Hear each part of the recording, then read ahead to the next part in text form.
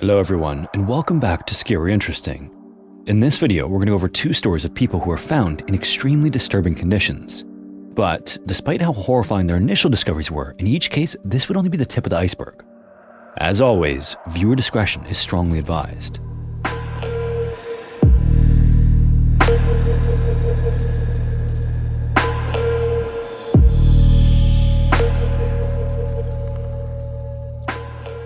Somewhere about 100 kilometers off the coast of the Philippines island of Mindanao, a large yacht bobbed in the ocean.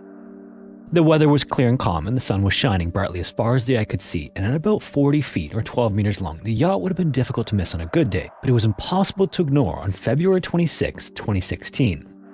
This is because the ship's hull was partially underwater and its tall mast was snapped.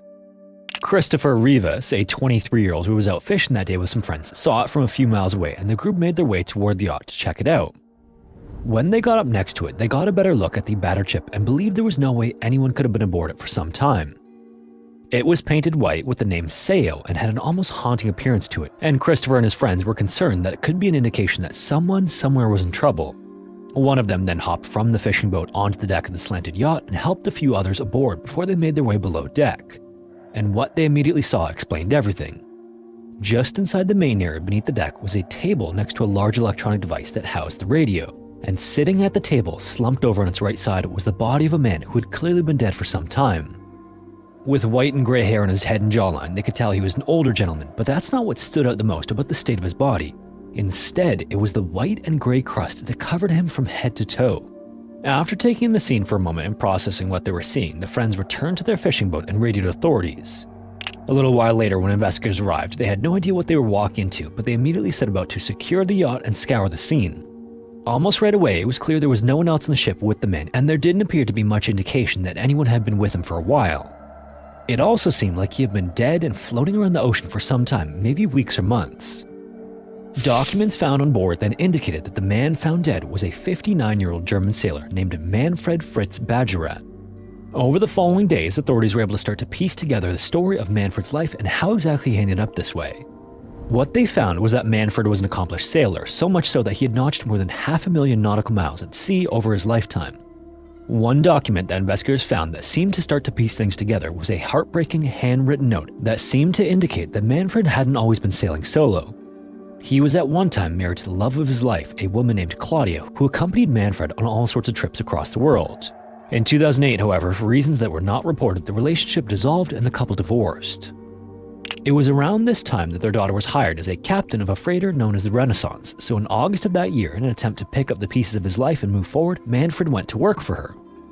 During his time on the freighter, he was part of a trip from Singapore to Durban, South Africa, which took him across the equator. The next stop after that was the Spanish island of Majorca, where he stayed for a while, but in 2010 he got some tragic news. Claudia had passed away after a battle with cancer, and this threw Manfred right back into an overwhelming world of grief. Several years later, in 2013, Manfred got ownership of the sail, and this is where he began seemingly aimlessly sailing the seas by himself, almost like he was mourning the loss of the life he once lived with Claudia. The note that authorities found among his belongings on the ship looked like it had been recently written, providing a glimpse into the long-term heartache Manfred was experiencing from losing Claudia twice.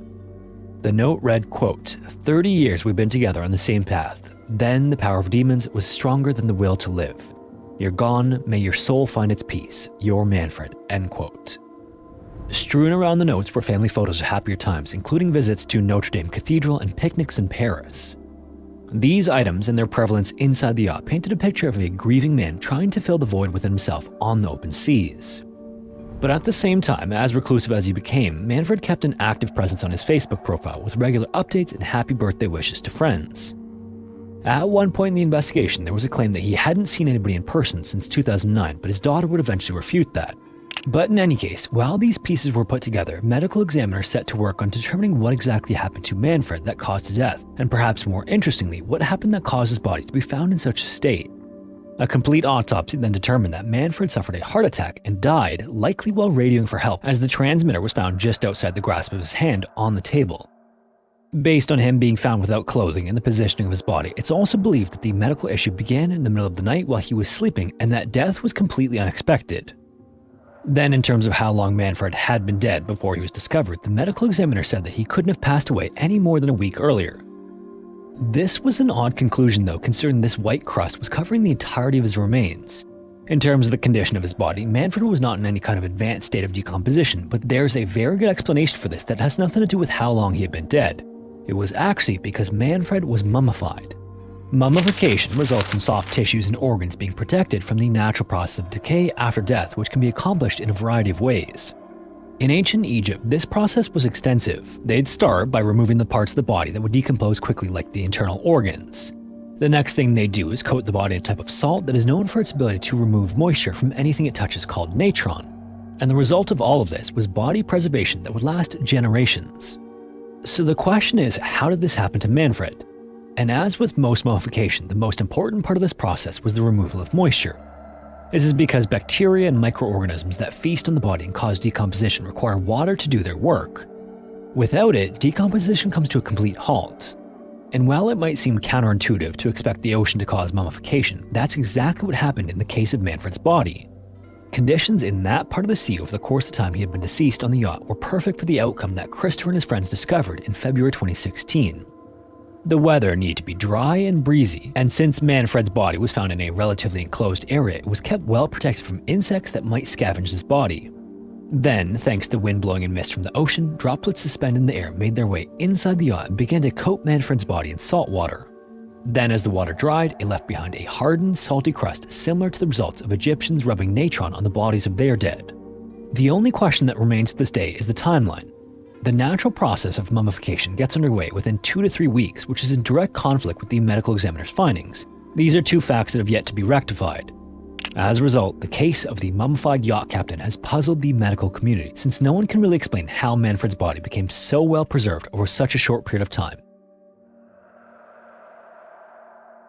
A car had been parked in the driveway for hours, its engine cold against the damp Texas winter air. Inside, a woman sat motionless in the driver's seat, her hands resting in her lap with her head tilted slightly to the side.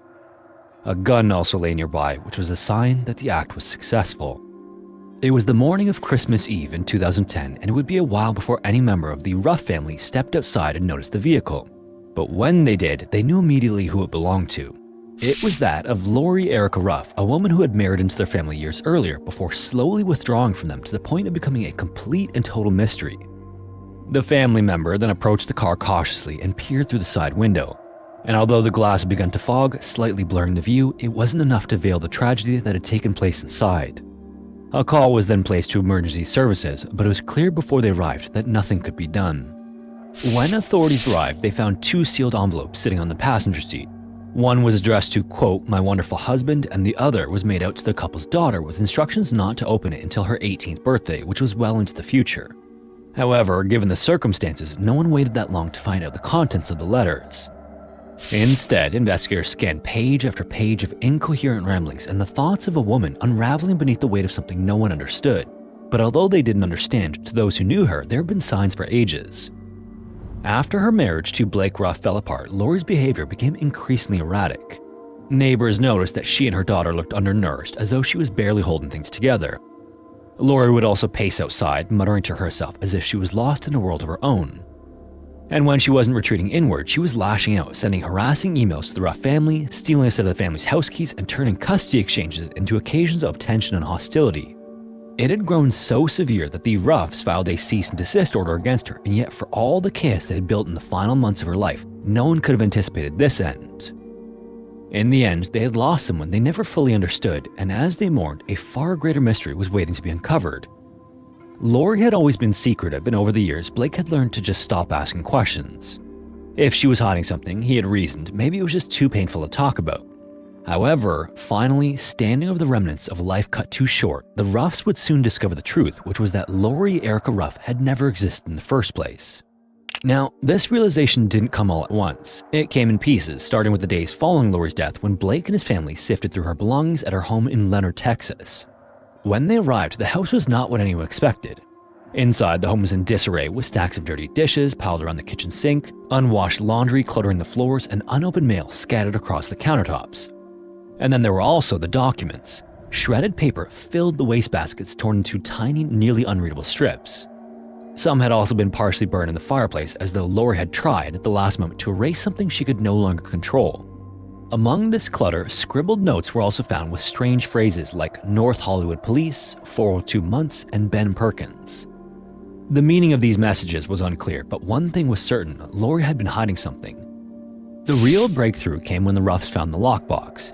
It was tucked away in her bedroom closet, sealed tight and meant to remain closed. And Blake had always received stern reminders from Lori to never lay his hands on the box, but she was gone now. So with a screwdriver, they pried it open to find a collection of documents that shattered everything they knew about her. At the top of the pile was a birth certificate belonging to someone named Becky Sue Turner, but it didn't take much digging to learn that Becky Sue Turner had died at the age of 2 in a 1971 house fire in Fife, Washington.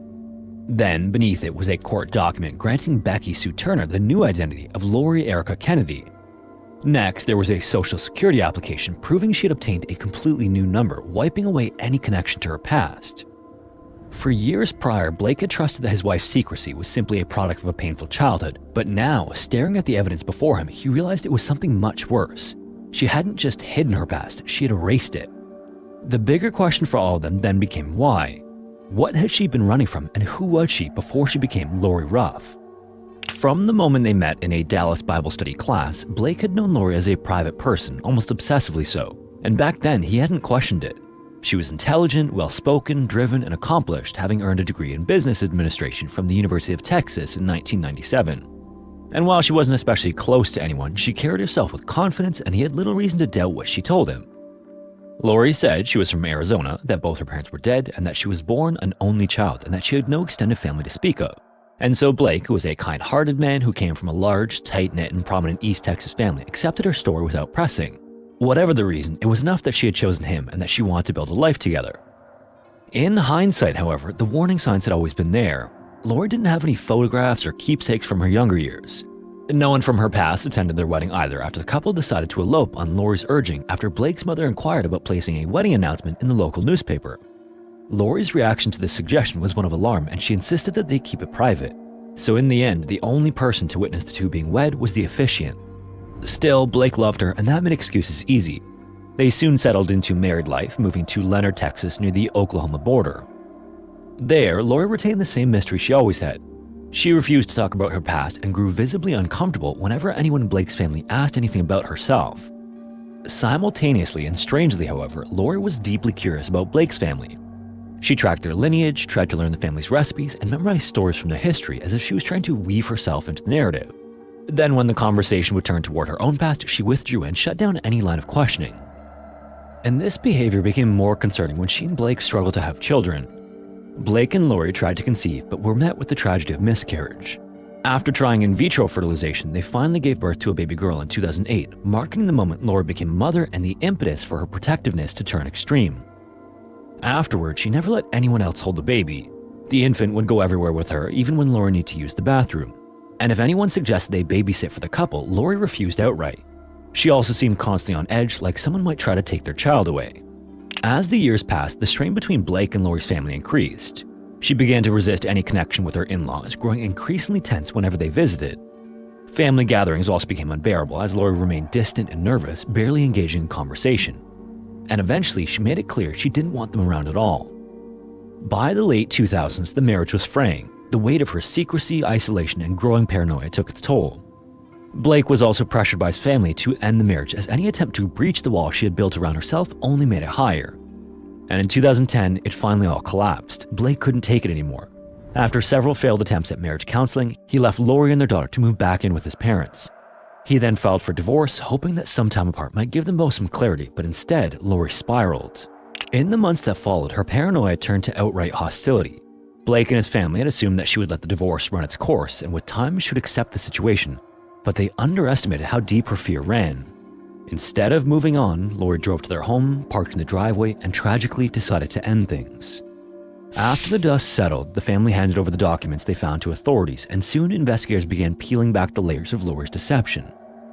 In 1988, nearly 2 decades after Becky Sue Turner's death, someone had requested a copy of her birth certificate. That person was Lori. Once she had the birth certificate, she only used the name briefly before taking the next step. That same year, she moved to Dallas, where she legally changed her name from Becky to Lori Erica Kennedy. Then days later, she applied for and received a brand new social security number. By this point, investigators knew that she had created her identity, but they still didn't really know who she was.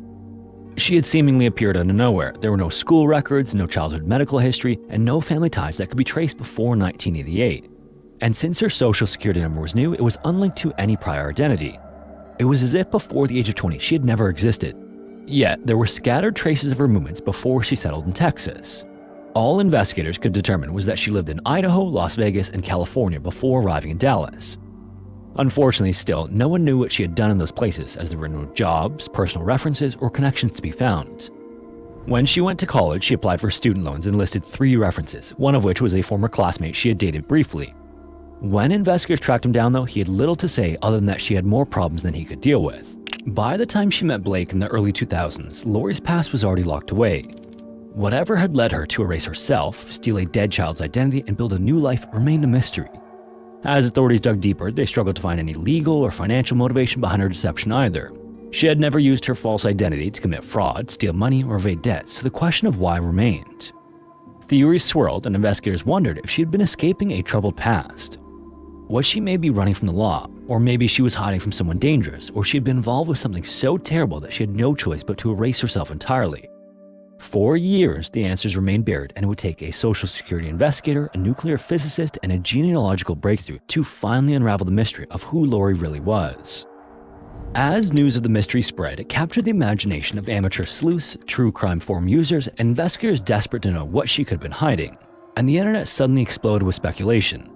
Some believe she had been in witness protection, placed under a new identity to keep her safe after testifying against a dangerous criminal. Others suspected that she was on the run from the law and that she had perhaps committed a crime in her previous life and assumed a new identity to evade capture. The mention of North Hollywood police and 402 months in her handwritten notes fueled theories that she had once been arrested or sentenced to prison, but searches of criminal records turned up no matches. Another more unsettling theory suggested that she escaped from a cult and had gone to great lengths to sever all ties with her past. And her extreme secrecy, paranoia, and resistance to discussing her childhood lent weight to this idea in the minds of those posting possibilities. One of the most persistent mysteries was the lockbox and its cryptic notes. Who was Ben Perkins and why had she written his name down? A search led to an LA defense attorney, but he had no known connection with her. Next, the number 402 months suggested a prison sentence, possibly a reference to a case she had followed or one she feared being tied to.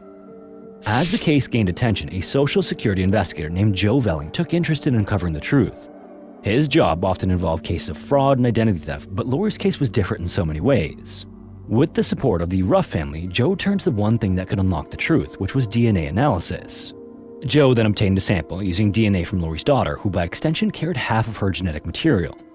He would need a specialist to assist him, and that's when he tapped Colleen Fitzpatrick, a nuclear physicist turned forensic genealogist who had made a career out of solving historical mysteries through genetic analysis. Colleen had actually already cracked several high-profile cases using genealogy, including identifying the remains of a child who died aboard the Titanic in 1912. She then started by uploading the DNA sample to 23andMe and Ancestry.com, with the hope that Lori's DNA would match someone already in the system, giving them a link to her past. Unfortunately, though, at first, the results were frustrating. The closest matches were only distant cousins, people who could only offer vague possibilities about her origins. This wasn't enough, so Colleen then spent hundreds of hours piecing together family trees, analyzing genetic markers, and tracing lines of descent through generations of data. Then, finally, there was a breakthrough. A match led to a third cousin, a woman who had no idea who Lori was, but whose ancestry provided valuable clues. Colleen then worked backward, constructing a complex web of relationships that narrowed the search to a single family line that pointed to Pennsylvania.